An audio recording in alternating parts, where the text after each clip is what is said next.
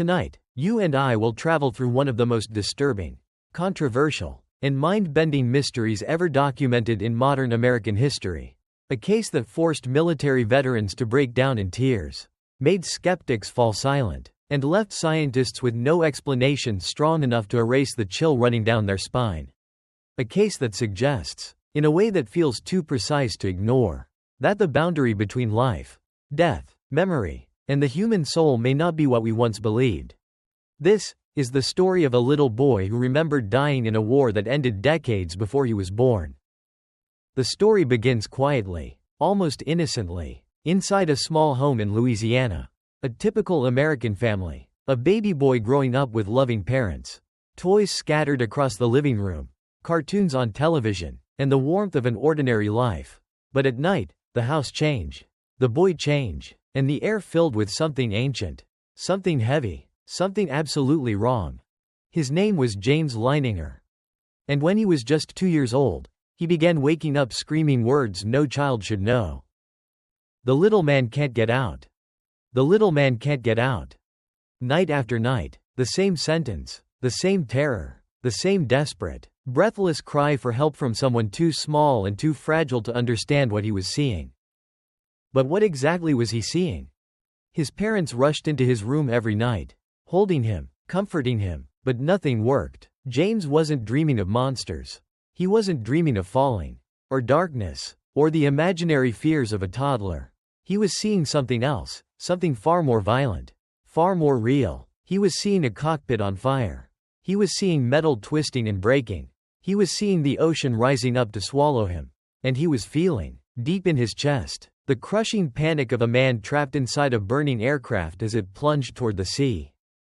At first, his parents tried to explain it. Maybe he saw something on television? Maybe it was just a phase? Maybe it was triggered by a toy airplane?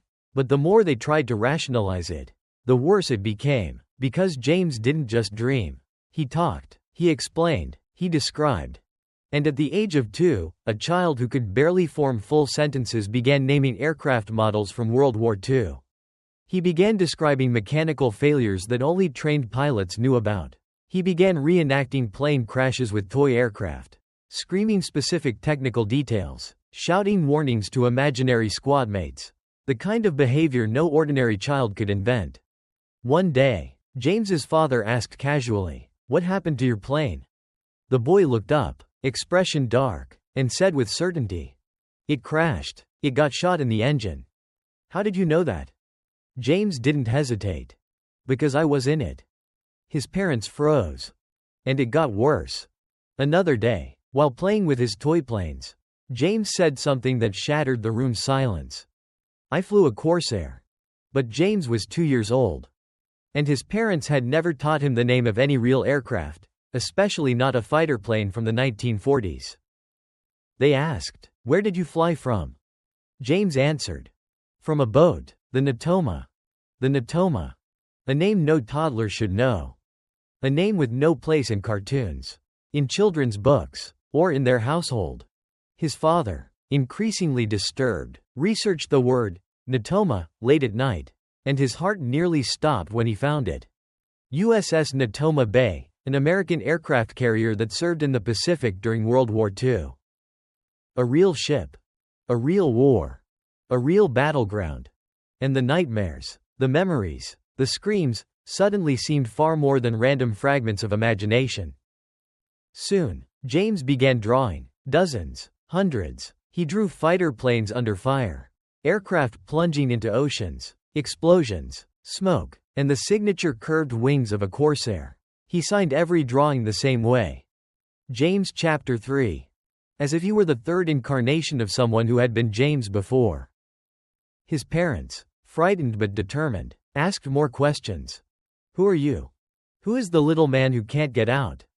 The boy answered softly, almost whispering, "Me." "Who shot your plane?" He replied, "The Japanese." "Did your plane have a name?" "Yes," James said calmly. "It was the Corsair." And then, one day, the most shocking moment of all. James's father asked him, "Do you remember anyone else? Anyone you were with?" The child nodded. Jack Larson. A name his family had never heard. A name with no connection to their lives. And yet, when his father dug deeper into military archives, newspaper records, and war documents, he found that a pilot named Jack Larson actually served on the USS Natoma Bay. He had been part of a squadron that fought in the Pacific.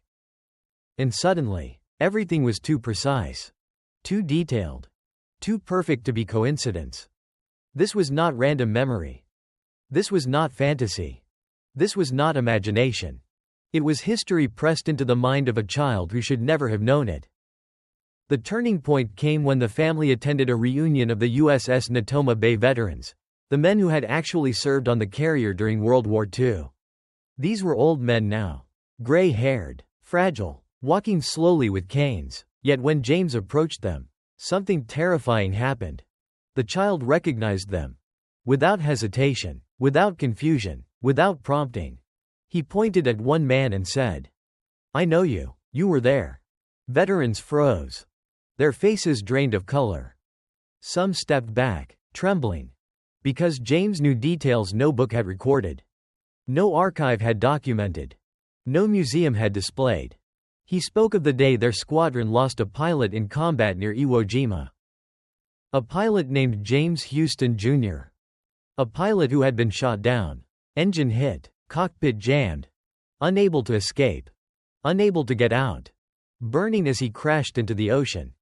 Just like the nightmares. When the veterans heard this tiny boy describe their lives, their battles, their fallen friends, many of them cried. One of them whispered, "This child, he knows too much. He speaks like Houston. He speaks like him." The family found old photographs of Houston. Old military reports. Crash site diagrams. And every time they showed something to James, his reaction was not curiosity, it was recognition. "Yes, that's where I died. Yes, that's the ship. Yes, that's the squadron. Yes, that's the man who flew next to me." The more he spoke, the more impossible it became to deny that the memories came from somewhere real. Some veterans confirmed that the technical details James mentioned, like the vulnerability of the Corsair's tires, the angle of approach in certain airstrikes, and specifics of Japanese anti-aircraft weapons, were things even they seldom talked about. How could a toddler know? As James grew older, the intensity of the memories peaked. He drew hundreds of scenes from his death. He reenacted dogfights in the living room. He repeated names and places with eerie accuracy. His parents documented everything, trying desperately to find a rational explanation. Psychologists examined him. Theories were proposed. Imagination. Cryptomnesia. Parental suggestion. Genetic memory.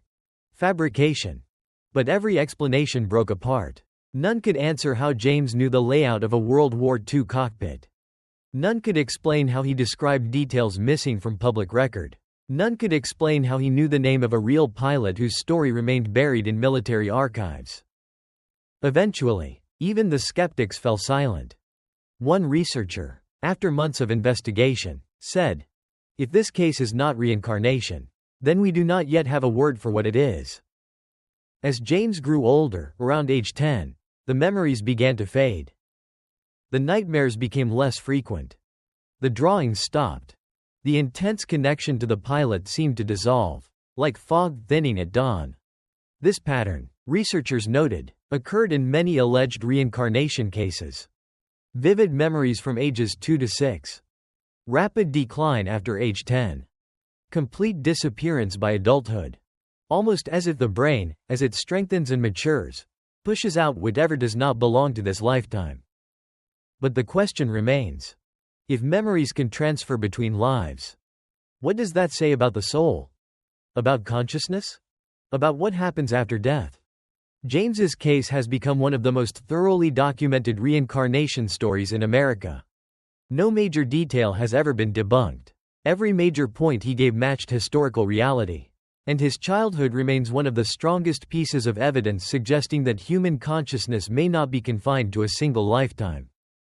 And now, tonight, as you listen, you must ask yourself, what if the barrier between lives is not as solid as we think?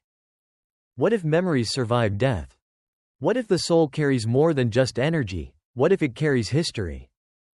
Perhaps somewhere deep inside, beneath layers of time, flesh, childhood, and memory, we are all much older than we seem. And perhaps, just perhaps, there is a reason why some children wake up screaming, "The little man can't get out." Because maybe that little man was once them.